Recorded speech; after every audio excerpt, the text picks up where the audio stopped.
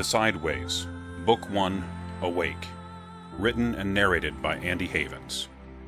If you're enjoying the podcast, or you've enjoyed the written book, we'd always appreciate a share on your favorite social network. That's www.the-side-ways.com. Thanks for listening. Chapter 4, Part 2. Kendra walked out of the library, into the sunshine, and into a world she understood. Finally.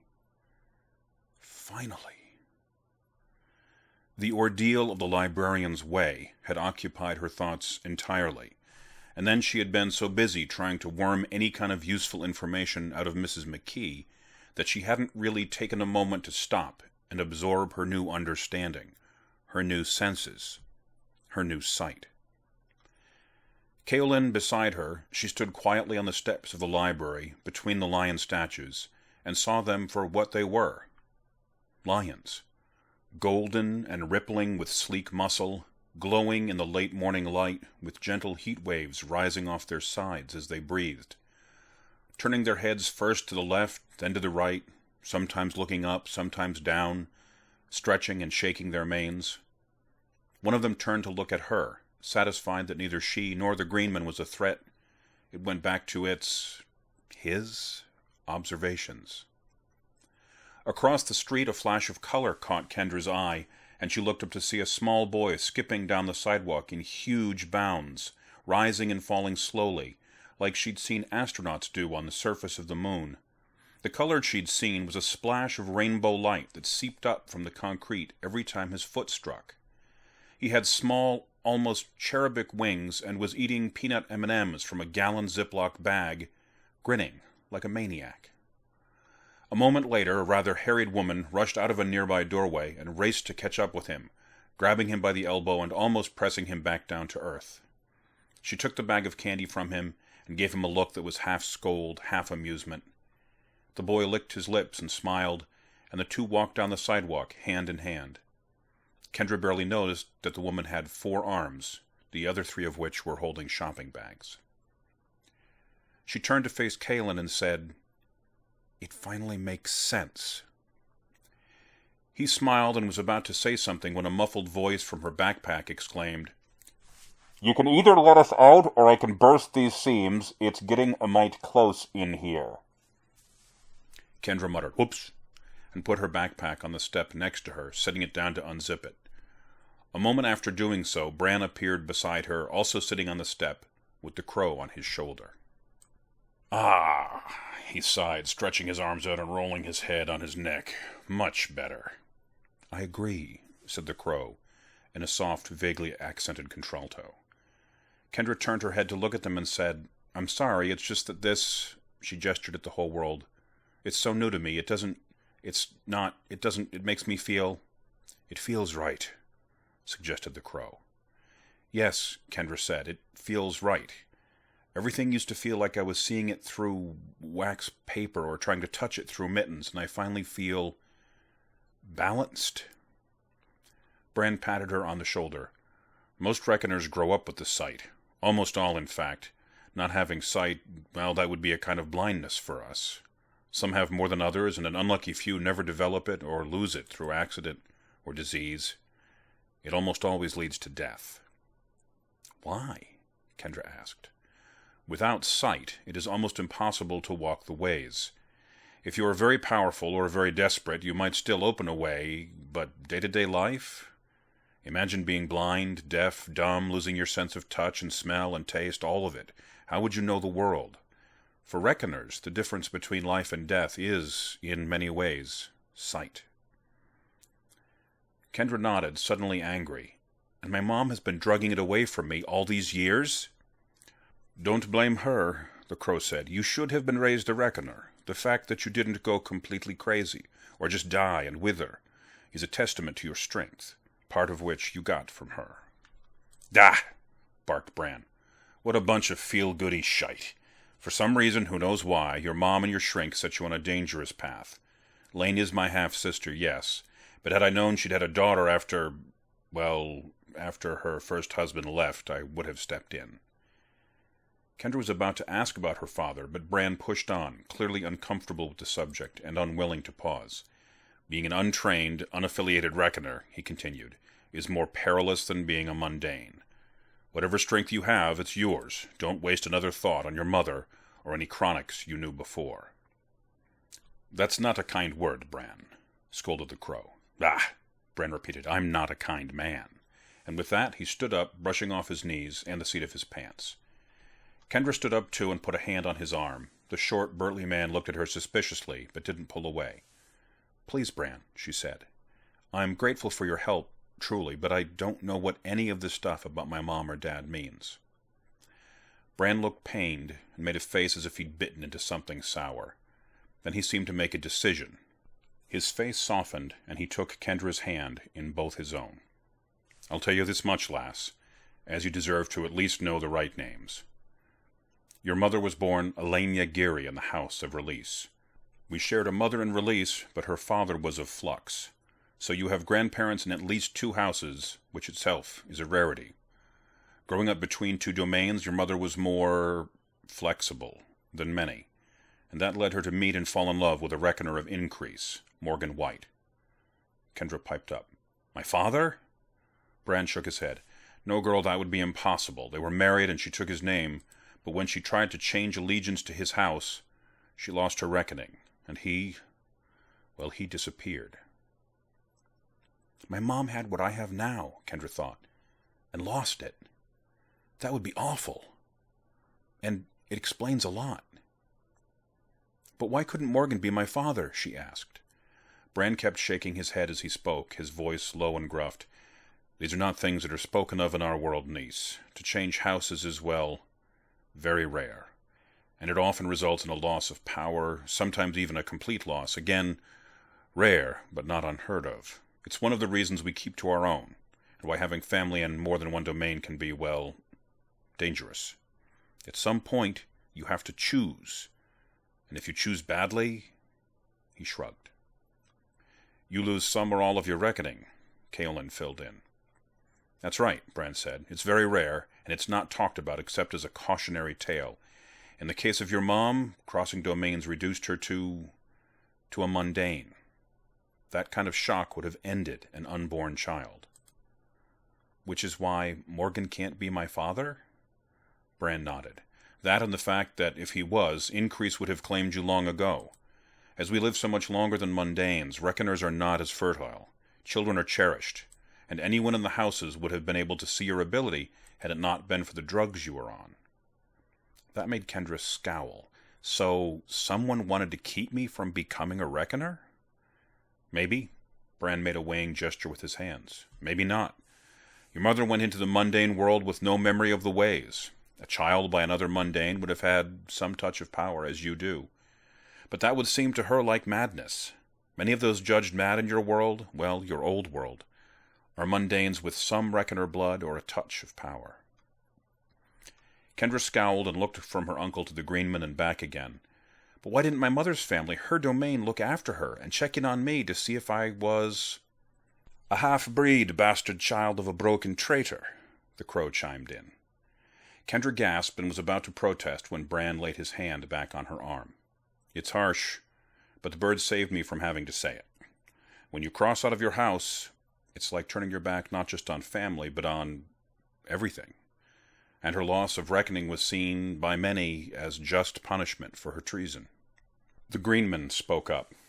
The ways are deeper than family, and broader than the world, he said. Both Bran and the crow nodded, as if he'd said something from a book of Proverbs. It's time for me to go, lass, Bran said. I'm already late for, well, several responsibilities of my own. What should I do now? Kendra asked. I don't have any idea where to go, or...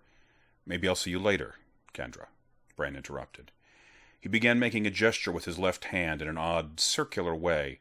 It looked to Kendra like he was spinning something around on a string, but with no string, and no something. He kept doing that while he continued. Maybe I won't. Either way, glad I could be of help.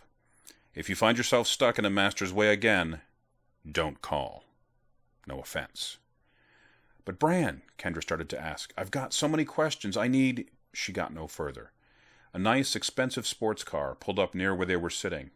A confused-looking man got out of the driver's side, looked up and down the street, and then started jogging away, clearly agitated, leaving the car idling at the curb. Bran stopped twirling his hand and used it to wave at the girl, the greenman, and the crow before getting into the car. Without another word, he gunned the engine and drove off. "That was, Kendra muttered. "Rude," Kaelin finished. "You can't expect Release to stay still for a moment. They're worse than children," the crow said. "True," Kaelin agreed, "but he's her uncle. He owes her more than that." "He helped us both escape from the librarian," the crow said, settling more comfortably on Kendra's shoulder. "For that I will be grateful. Once the old lady activated the librarian's way, Bran could see the chains that have bound me for a long time. And if he hadn't cast a way of attention, just as Kendra shook his hand, Monday probably would have noticed me leaving and tried to keep me there." "What's a way of attention?" Kendra asked. "It makes something more noticeable," the crow answered, "like shining a light on something or hanging a bell on it." "How did that help you escape?" "Well, Bran knew he was in the center of a domain of sight. It would be very hard for him to hide anything from Monday in his own stronghold. So rather than try to, he just made it more likely that the librarian would focus on something else. Then he made us small enough to fit into your backpack, and there you have it. Hiding by not being the most obvious thing in the room." Kendra nodded.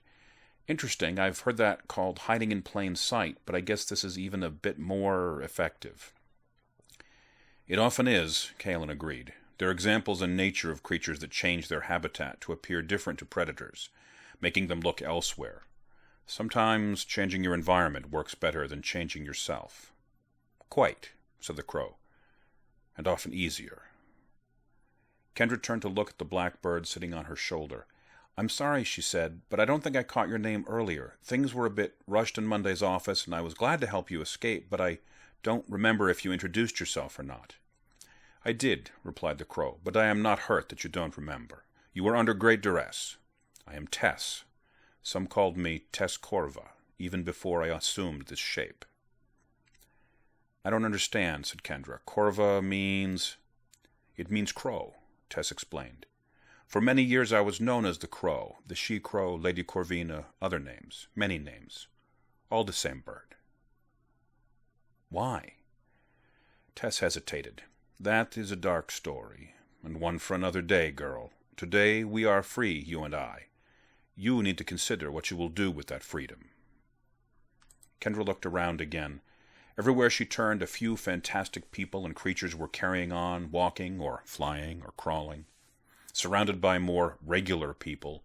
Mundanes, she thought. Is that what the Reckoners call them? Yes, or chronics. Buildings spouted strange and in some cases physically incongruous additions. For example, the Starbucks down the street had a candy cane striped pipe about a foot across, curling out of its roof, spiraling up into the sky, finally disappearing out of sight hundreds of feet above. The street in front of the Barnes & Noble was paved in what seemed to be a kind of sponge. Everyone, Reckoners and Mundanes, bounced a little as they walked over it, though none seemed to notice. She turned and looked up as a person passed her by and saw that it was a woman in a beautiful blue dress that shone like mother of pearl, shifting and changing depth and luminescence as she moved, and that the woman had the head of an eagle. "I have no idea," Kendra said softly, "where to go or what to do." Kaelin put a hand on her shoulder. "You need to choose a way," he said. "You need to ally yourself to a domain and make it known. As long as you are detached, you are in danger." "Danger? Why?" "Because you are outside the law," he replied. Kendra looked confused and a bit miffed. "The law," Tess explained, "governs the interactions between the domains. It has been in effect since the end of the last Reckoner War, more than 7,000 years ago." "How," asked Kendra, "can I be outside the law? I mean, I'm a Reckoner now, right?" "True," agreed the crow, "but the law adheres to the way, not the walker. It was crafted that way to discourage, gross and uncoordinated independent action," filled in Kaelin. Tess nodded her beak. "That is a reasonable modern translation. Thank you, Green Man." Kaolin tipped his head in recognition. Tess continued. The law says, basically, that the domains may not prey on each other for power, that they may not do harm to one another in pursuit of gain, and that they may not conspire to upset the balance of power. That sounds very peaceful, Kendra said. Both the Crow and the Greenman laughed. Oh no, Kaolin said, it just means that the mayhem goes on at a personal level, rather than being concerted by the masters and their ways. Individual reckoners are as prone to violence as mundanes. Kendra scowled, confused. But you said that the law doesn't, how did you put it, adhere to walkers, because it's supposed to discourage independent action? If the law lets reckoners go after each other, isn't that, well, bad? It can be, said Kaolin. But it's bad on a small scale, same as with mundanes. Think of it this way, said Tess. Imagine that you could, without much effort, change the border between two countries. That you and a few of your friends could decide New York State is now part of Canada. That would be very confusing, yes? Kendra nodded. Now imagine, in addition, that you could also at a whim change the laws of Canada, making it, say, illegal to drive a car at night, or eat seafood, or marry anyone with a different color hair than you. That, Kendra replied, would be also confusing, yes. It is the same way with the law, continued Tess. You as one person can certainly decide, I will not marry a man with red hair, or I will move to Canada. But forcing large-scale changes on the rest of the world, that's very upsetting. And that was what was happening before this last Reckoners' War? Kaolin and Tess both nodded. The Greenman spoke up, saying, It was bad. Many hundreds of thousands of mundanes died, and hundreds of reckoners. The earth itself was even touched, and some say if the war hadn't ended, that it could have destroyed everything, all people, all creatures, all life. They were quiet for a moment until Kendra spoke up. I guess I need a really, really basic introduction to the domains then, if I have to join one, that is. I mean, I don't even know how many there are, or anything other than Monday is in the one of sight or something, and Bran was in, he called it release, and my mother was in, what did Bran call it? Your mother left release for increase, Tess said. Right, and you, Kaolin, are in what? Kendra asked. As a Greenman, Kaolin explained, I couldn't be in any other house than Earth. He's a natural, Tess explained. I have no idea what that means. What any of this means, Tess said. But, she continued before they thought she was complaining, I want to learn. Kaolin looked around. Foot traffic around the library was medium-heavy as it was getting to be lunchtime. Why don't you and I get something to eat, he suggested, and Tess can... Tess, the Crow said in a dreamy, faraway voice, can fly in the open sky for the first time in a few 100 years or so. Kaolin nodded. I understand your need. Will you be able to find us later? The bird nodded. Unless you are masked or within a greater way. And even then, she cocked her shiny black head to one side. I have some skills. When I have stretched my wings, I will find you. And with that, the blackbird rose into the sky with a cry of joy so pure that those nearest the trio turned, looked, and smiled.